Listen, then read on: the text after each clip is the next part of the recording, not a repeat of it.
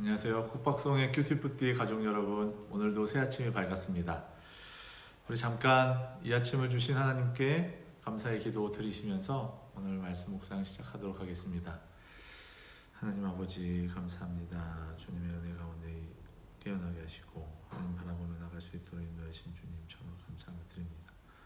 아버지 이 아침도 주님의 놀라우심을 보게 하시고 말씀 가운데 주님 새로운 은혜를 허락하여 주옵소서. 하나님 아버지 감사합니다. 우리 말씀 볼 때 깨달을 수 있도록 주님 지혜를 허락하여 주시고 주님의 마음을 경험할 수 있는 이 아침 될 수 있도록 역사하여 주옵소서. 감사와 찬양을 드립니다. 예수님의 이름으로 기도드립니다. 아멘. 아멘. 감사합니다. 오늘 함께 보실 말씀은 시편 20편입니다. 시편 20편. 제가 가진 성경으로 구약성경 816면에 있습니다. 시편 20편 1절부터 9절까지의 말씀을 우리 함께 보시겠습니다. 제가 봉독해 올리겠습니다. 여러분 한번 눈으로 따라와 주세요. 환난 날에 여호와께서 내게 응답하시고 야곱의 하나님의 이름이 너를 높이 드시며 성소에서 너를 도와주시고 시온에서 너를 붙드시며 내 모든 소재를 기억하시며 내 번제를 받아주시기를 원하노라. 셀라. 내 마음의 소원대로 허락하시고 내 모든 계획을 이루어 주시기를 원하노라. 우리가 너의 승리로 말미암아 개가를 부르며 우리 하나님의 이름으로 우리의 깃발을 세우리니 여호와께서 내 모든 기도를 이루어 주시기를 원하노라. 여호와께서 자기에게 기름 부음 받은 자를 구원하시는 줄 이제 내가 아노니 그의 오른손에 구원하는 힘으로 그의 거룩한 하늘에서 그에게 응답하시리로다. 어떤 사람은 병거 어떤 사람은 말을 의지하나 우리는 여호와 우리 하나님의 이름을 자랑하리로다. 그들은 비틀거리며 엎드려지고 우리는 일어나 바로 서도다.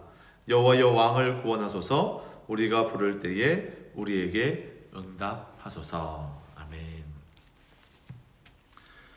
오늘 시편 20편은 주제가 아주 명확합니다.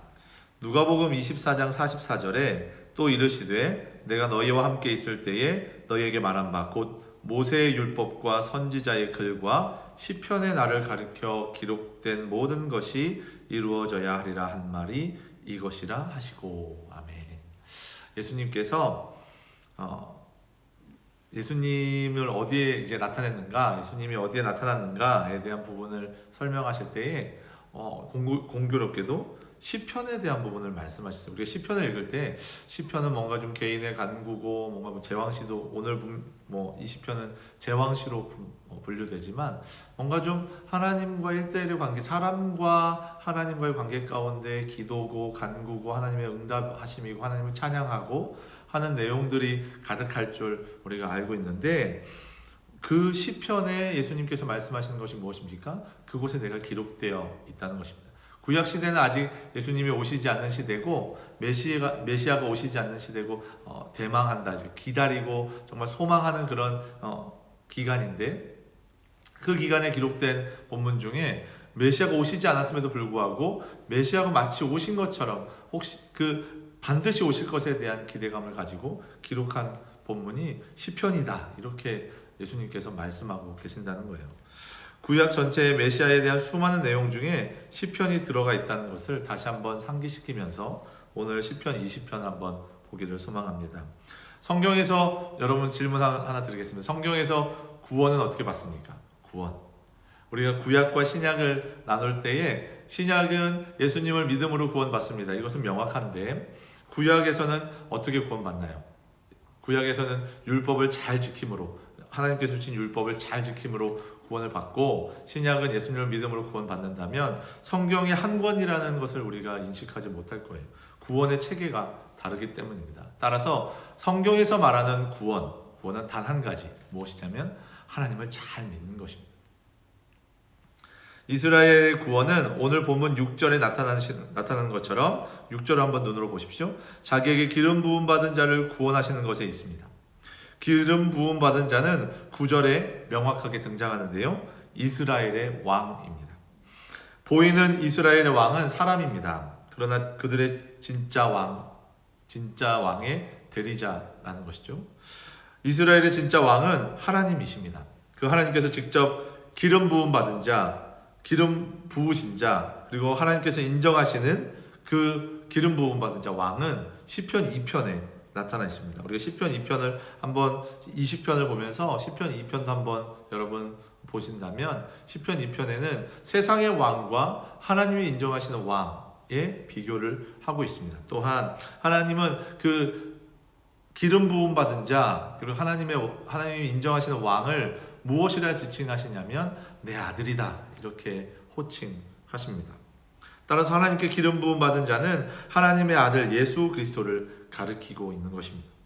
예수님이 이스라엘의 왕이시며 구원자라는 것입니다. 메시아라는 것이죠. 이스라엘의 왕인 다윗이 다른 왕에 대해 언급하고 있습니다. 오늘 본문에 보면 내가 원한다, 5절에 보니까요, 내가 원한다, 내가 소망한다, 이런 그 주어로 쓰이는 것이 아니라 5절에 보시면 우리가 원한다. 우리가. 마치 다윗이 왕임에도 불구하고 백성들과 함께 왕의 자리에서 내려와서 백성들과 함께 어떤 다른 대상인 왕에 대해서 소망하고 간구하는 것처럼 다윗은 기록하고 있다는 것입니다. 다윗은 진정한 왕 되신 예수 그리스도 앞에 한 사람의 백성으로 서 있는 것이죠. 다윗은 진정한 왕인 메시아의 승리를 위한 기도를 1절에서 5절까지 기록하고 있습니다. 기도는 언제 드립니까? 여러분, 기도는 언제 드리나요? 여러분이 시험에 만점을 받고 여러분이 가진 모든 것들이 풍요로울 때 우리의 기도가 나오는 것인가요? 오늘 본문 1절에 보니까요, 환난 날에 이렇게 기록되고 있어요. 우리의 기도가 터져 나오는 때는 언제입니까? 환난 날, 근심이 많을 때. 우리의 힘으로 할 수 없습니다. 주님, 나의 능력으로는 이 모든 일들을 할 수 없습니다. 내 눈앞에 펼쳐지고 혹은 그 이면에 있는 그 문제들, 우리가 눈으로 볼 수 없는 문제들도 수만 가지 있기 때문에 하나님, 내가 할 수 없습니다. 주님, 나는 할 수 없으니 전능하신 하나님 이루어 주옵소서, 해결하여 주옵소서. 이 고백이 일어나는 것이 기도고 간구 아니겠어요? 근데 오늘 환난 날이라고 아주 명확하게 그 날을 기록하고 있습니다. 그런데 이 환난 날이라는 것에 대한 대상이 누구입니까? 왕이에요. 왕이 그 환난 날에 있을 때 어떻게 해주십시오, 구원해 주십시오, 그의 간구를 들어주십시오 라고 기록하고 있는 것이 1절에서 5절의 백성들의 기도라는 것입니다. 진정한 왕이신 메시아는 하늘에서 뚝 떨어져서 뭔가 전능하신 그 신의 모습으로만 이 땅 가운데 오셔가지고 내가 그럼 다 정리해 줄게, 내가 왕으로서 다시 한번 군림할게, 너희 인간들의 왕 잘했어, 대리자들 잘했어, 내가 이제는 왕이 될게 하는 것이 아니라 아주 연약한 모습, 이사야의 선지자의 그 고백에도 나온 것처럼 아주 연약한 모습, 기름 부음 받은 자이고 이스라엘의 왕이신 그 예수님은요, 아주 연약한 인간의 모습으로 이 땅에 오신다는 것을 다윗은 눈으로 보고 있지 않아도 그 메시아 되신 그 예수님을 바라보고 있는 양 간구하고 있는 거예요. 메시아의 고난에 대해서 다윗은 생각하고 있었던 것 같아요. 신뢰하고 있었던 것 같아요. 메시아는 이 땅 가운데 오셔서 고난 받으시더라도 하나님께서 그를 구원하실 때에 그 구원이 진짜 이루어진다, 그것을 신뢰하고 믿고 있는 한 사람의 백성, 누구였습니까? 다윗이었다는 것입니다. 이스라엘의 진정한 왕인 예수님의 모든 것이 응답받아야 합니다. 왕의 모든 제사가 하나님께만 드려져야 합니다. 어느 누구보다도 하나님과 긴밀한 관계, 하나님과 가장 친밀한 관계가 바로 이스라엘의 진정한 왕 예수 그리스도여야 한다는 것입니다. 그 결과 모든 이스라엘은 기름 부음 받은 자 왕의 승리에 기뻐합니다. 왜 그렇습니까? 왕의 승리가 이스라엘의 승리이기 때문입니다. 왕은 대표자예요. 왕이 근심하면 이스라엘 백성들은 근심하는 것입니다. 왕이 실패하면 이스라엘 백성들은 실패하는 거예요. 왕이 구원받으면 어떻게 됩니까? 이스라엘 백성 전체가 구원받는 것입니다. 왕의 구원은 이스라엘의 구원을 의미합니다. 오직 메시아이신 예수님만 믿고 신뢰하는 것만이 이 세상에서 경험할 수 있는 유일한 구원입니다. 하나님께서 메시아를 통해 응답하시는 구원은 완벽한 것이죠. 6절에 보니까요, 하나님의 오른손은 절대적인 전능한 능력을 의미하는데 하나님의 구원은 어떻게 주어집니까? 내가 아노니 그의 오른손에 구원하시는 힘으로 그의 거룩하신 하늘에서 그에게 응답하시리로다. 아멘. 하나님의 구원은요, 하나님의 전능하신 오른손으로 하나님의 거룩하신 하늘에서 주어지는 거예요. 그래서 이 세상의 어떤 풍족함이나 어떤 능력이나 경험이나 어떤 그런 돈이나 재력이나 이런 것들로 하나님의 구원이 완성되거나 하나님의 구원이 더 대단해지거나 하나님의 구원이 더 완벽해지는 것이 아니라는 것입니다. 하나님의 구원에는 어떠한 세상의 것도 들어갈 틈이 없는 거예요. 하나님의 의로운 오른손으로 하나님의 거룩한 하늘에서 진실하심으로, 세상은 다 변질되고 변화되지만 하나님의 구원은 절대 변하지 않는 그 거룩한 하늘에서 하나님의 권능으로 임하신다는 것입니다. 그럼에도 불구하고 어떤 사람들은요, 하나님을 대체할 수 있다고 생각해서 눈에 보이는 병거나 말에 의지한다는 것입니다. 7절에 보니까요. 근데 보니까 의지하나 그러나 7절에는 그러니까 하나님의 백성들은요, 다윗을 포함한 하나님의 백성들은요, 무엇을 의지합니까? 여호와 우리 하나님의 이름을 자랑하리로다. 아멘. 그 병거나 말에 의지하는 것, 눈에 보이는 화려한 것에 의지하는 것이 아니라 여호와 하나님의 이름을 자랑하는 자, 그들이 바로 구원받은 하나님의 백성들이라는 것입니다. 병거와 말을 의지하는 자들은요, 비틀거리며 쓰러지지만 하나님의 백성들은 곳곳이 일어난다. 8절에 그렇게 기록되고 있습니다. 따라서 다윗은 간절히 간구합니다.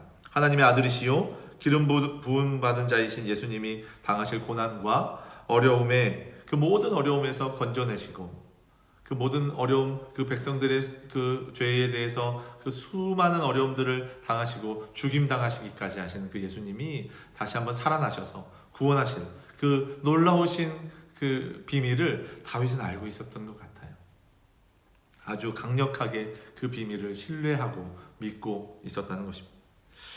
진정한 왕만 믿으면 세상의 누구도 손댈 수 없는 구원을 얻습니다. 성경은 예수님을 믿으면 구원받는다는 진리를 놓치지 않고 있습니다. 성경에서 말하는 구원은 오직 예수 그리스도를 믿음으로 주어집니다. 다른 이름을 주신 적이 없어요. 구원에 대해서 다른 이름을 주신 적이 없다는 것입니다. 이 구원의 반석 위에 서시는 저와 여러분 되시기를 소망합니다. 우리 말씀을 붙들고 잠시 기도하겠습니다. 하나님 아버지, 감사합니다. 주님의 은혜 가운데 우리가 선다는 것, 그리고 주님이 허락하시는 그 구원의 반석 위에 선다는 것이 얼마나 든든하고 얼마나 우리에게 힘이 되는지요.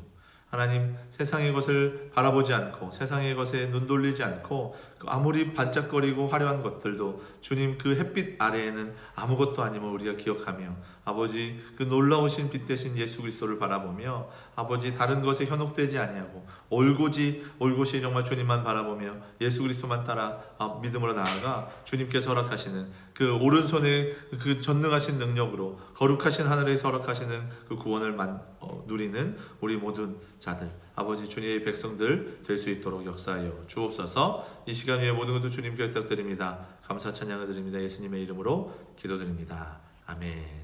우리 가족들 다음 이 시간에 함께 보겠습니다. 감사합니다.